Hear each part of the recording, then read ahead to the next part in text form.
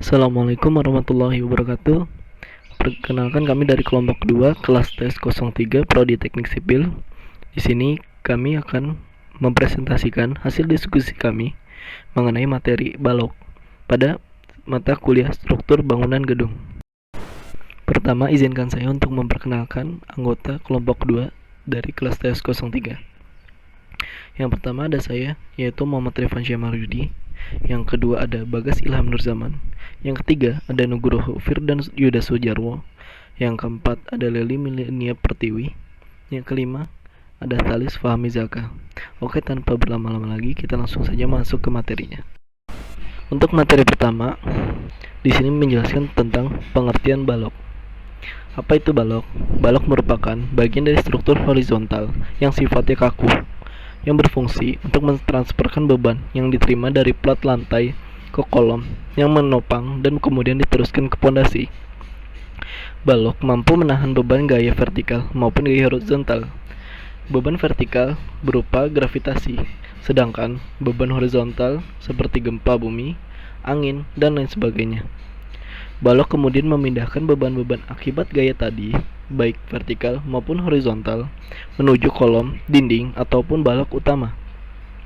Beban-beban yang bekerja juga akan menghasilkan gaya geser dan momen lentur pada balok, kemudian menimbulkan gaya dalam berupa tarikan dan tekanan, serta menimbulkan lendutan pada balok. Selanjutnya, penentuan ukuran balok. Dalam menentukan ukuran balok, kita harus memperhatikan hal-hal berikut. Yang pertama yaitu bentangan. Bentangan balok yang kita pakai pada bangunan tersebut harus sesuai. Jangan sampai bentangan balok yang kita pakai terlalu pendek ataupun terlalu panjang. Yang kedua yaitu beban yang bekerja pada balok tersebut. Kita juga harus memperhatikan beban yang bekerja pada balok tersebut. Jika beban yang bekerja pada balok tersebut terlalu besar, maka kemungkinan besar akan terjadi lendutan pada balok tersebut. Yang ketiga yaitu material dan sifatnya. Selanjutnya, cara menghitung dimensi struktur balok. Contoh, diketahui bentangan ruang berjarak 6 meter. Berapakah dimensi baloknya? Yang pertama kita harus hitung yaitu ukuran tinggi balok induk. Rumusnya yaitu 1/12 bentangan. Diketahui bentangannya itu 6 meter, maka 1/12 dikali 6 meter. Maka hasilnya yaitu 0,5 meter atau setengah meter atau 50 cm. Yang kedua, kita cari lebar baloknya. Rumus dari lebar balok yaitu setengah tinggi balok.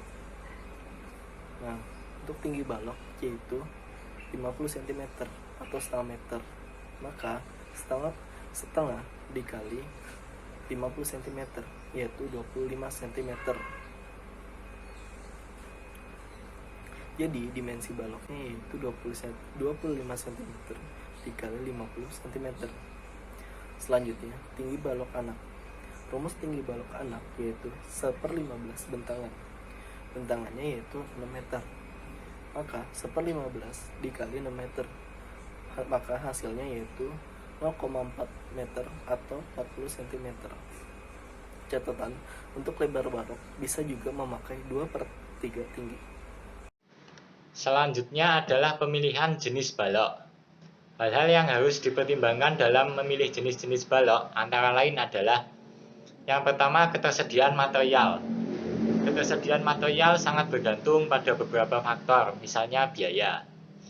Yang kedua, besarnya beban yang akan diterima. Agar bangunan kokoh dan kuat dalam menahan beban hidup dan beban mati, maka harus diperhatikan besar beban yang akan diterima. Yang ketiga adalah panjang bentangan balok. Sebab semakin jauh bentangan balok, semakin tinggi juga balok yang menopang supaya tidak melendut. Yang keempat adalah waktu dan biaya yang dibutuhkan. Tentu saja menjadi salah satu faktor yang sangat penting saat memilih jenis balok dalam pelaksanaan sebuah proyek. Yang kelima adalah nilai estetika bangunan. Selanjutnya, macam-macam bahan balok. Yang pertama adalah balok baja. Jenis balok baja yang umum digunakan adalah balok I atau balok dengan flank. Flank adalah sayap di samping balok tersebut. Penggunaannya untuk rangka baja di bangunan dan jembatan. Profil lainnya adalah C-channel, balok berlubang, balok pipa, dan balok bersudut. Karena baja merupakan struktural yang sulit dikerjakan di lokasi, maka biasanya dipotong, dibentuk, dan dilubangi dalam pabrik sesuai spesifikasi desain. Yang kedua adalah balok beton. Balok beton merupakan balok yang dibuat langsung di tempat yang dikategorikan menurut bentangan dan bentuk cetakannya. Balok beton pun dibagi menjadi dua, yaitu balok beton bertulang dan balok beton tanpa tulangan. Balok beton bertulang lebih sering digunakan daripada balok beton tanpa tulangan baja, karena beton memiliki tahan gaya tekan saja. Dengan ditambah tulangan baja, maka balok akan lebih tahan dalam menahan gaya tekan dan gaya tarik. Yang ketiga adalah balok kayu. Balok kayu adalah jenis balok yang menopang papan atau dek struktural.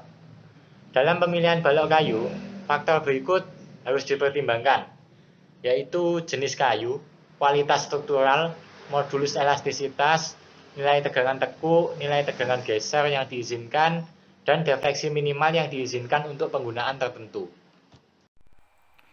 Jenis-jenis balok berdasarkan tumpuan. Yang pertama yaitu balok sederhana. Balok sederhana itu sendiri pada kolom di ujung-ujungnya bertumpu. Yang kedua, balok cantilever. Cantilever merupakan salah satu jenis balok yang diproyeksikan atau struktur kaku lainnya didukung hanya pada satu ujung tetap. Yang ketiga ada balok teritisan atau overhanging. Balok teritisan merupakan salah satu ragam balok sederhana yang memiliki bentuk memanjang. Yang keempat ada balok dengan ujung tetap. Jenis balok yang satu ini disebut balok dengan ujung tetap karena dikaitkan kuat. Balok tersebut juga dibuat untuk menahan translasi dan rotasi. Yang kelima ada balok tersuspensi.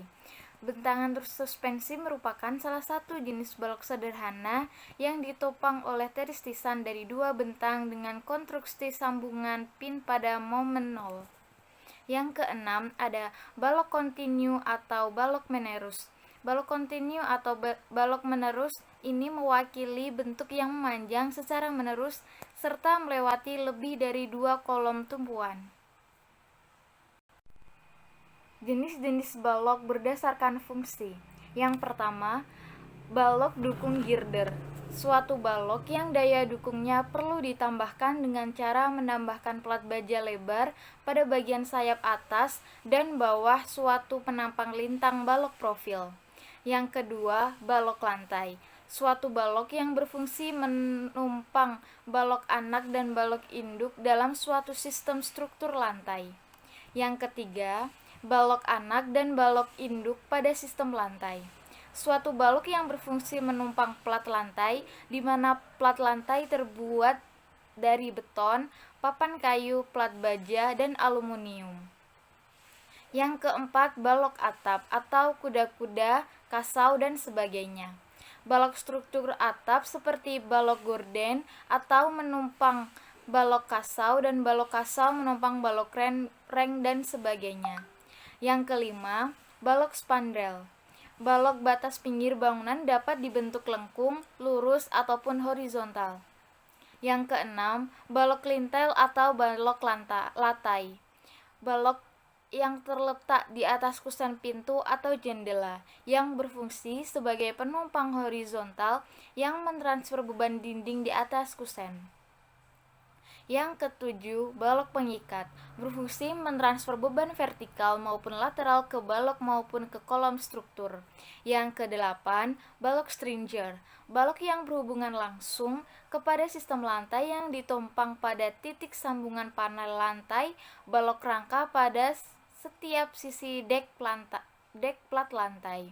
Yang kesembilan, balok diagrams, balok di antara balok girder pada suatu sistem struktur rangka batang. Syarat dan prinsip perancangan balok. Syarat perancangan. Berikut merupakan persyaratan perancangan penampang balok menurut PBBI tahun 1997, yaitu yang pertama, lebar balok yang digunakan minimal 1/50 kali dari bentang keseluruhan. Yang kedua, diameter baja tulangan untuk balok maksimal 12 mm dan pemasangan tulangan yang digunakan lebih dari 2 layer harus dihindari, kecuali pada keadaan tertentu. Ketiga, pemerataan tulangan tarik dari daerah penampang untuk mendapatkan nilai maksimum. Keempat, balok yang memiliki ketinggian lebih dari 90 cm harus diberikan pemasangan tulangan samping dengan luasan minimal 10% dari luas tulangan tarik utama. Sedangkan diameter batang dari tulangan yang digunakan minimal 8 mm pada baja lunak dan 6 mm pada baja keras. Kelima, pada balok senantiasa harus dipasang sengkang. Jarak sengkang yang digunakan maksimal 30 cm dari balok atau 2/3 dari tinggi balok. Prinsip perancangan. Berikut adalah hal yang harus diperhatikan pada saat perancangan balok. Yang pertama adalah menghitung panjang bentang balok. Yang kedua, memperhatikan jarak antar balok. Yang ketiga, besarnya beban yang akan dipikul oleh balok. Keempat, jenis material balok yang akan digunakan. Kelima, bentuk dan ukuran penampang. Keenam, metode pekerjaan di lapangan. Analisa pada balok. 1. Tegangan lentur. Pada balok, secara umum tegangan lentur terjadi dengan linear menyesuaikan bervariasi pada suatu penampang. 2. Tegangan lateral pada balok.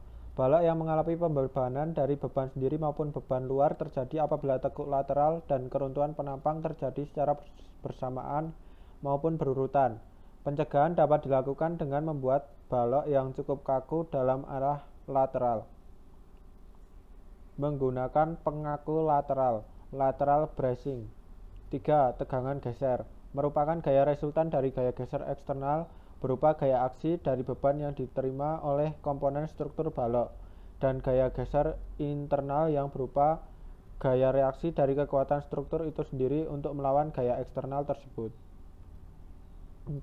Tegangan tumpu dikenal dengan istilah bearing stress merupakan tegangan yang timbul pada bidang kontrak antara dua elemen struktur dengan adanya tegangan yang muncul pada ujung balok sederhana yang terletak di atas tumpuan dengan dimensi tertentu. 5. Torsi. Torsi merupakan puntiran yang muncul pada struktur apabila diberikan momen puntiran langsung atau secara tidak langsung. Pusat geser. Pada penampang tidak simetris, pemberian beban dapat menyebabkan terjadinya puntiran dengan memberikan beban pada pusat geser balok. Maka akan terjadi lentur tanpa ada syarat puntir. 7. Defleksi. Defleksi pada bentangan balok disebabkan adanya suatu lendutan pada balok atau perubahan bentuk akibat beban yang diterima. 8. Tegangan utama. Proses interaksi yang terjadi pada tegangan lentur dan tegangan geser merupakan tegangan normal tekan dan tegangan tarik yang dikenal dengan tegangan utama, principal stress. Faktor yang mempengaruhi kekuatan balok. 1. Material beton dan tulangan. 2. Pembesian. 3. Material dan pemasangan begisting. 4. Pengadukan dan pengecoran. 5. Pelepasan begisting dan perawatan. Sekian presentasi dari kelompok kami mengenai materi balok pada mata kuliah struktur bangunan gedung. Kurang lebihnya mohon maaf. Apabila ada pertanyaan langsung saja ditanyakan. Wassalamualaikum warahmatullahi wabarakatuh.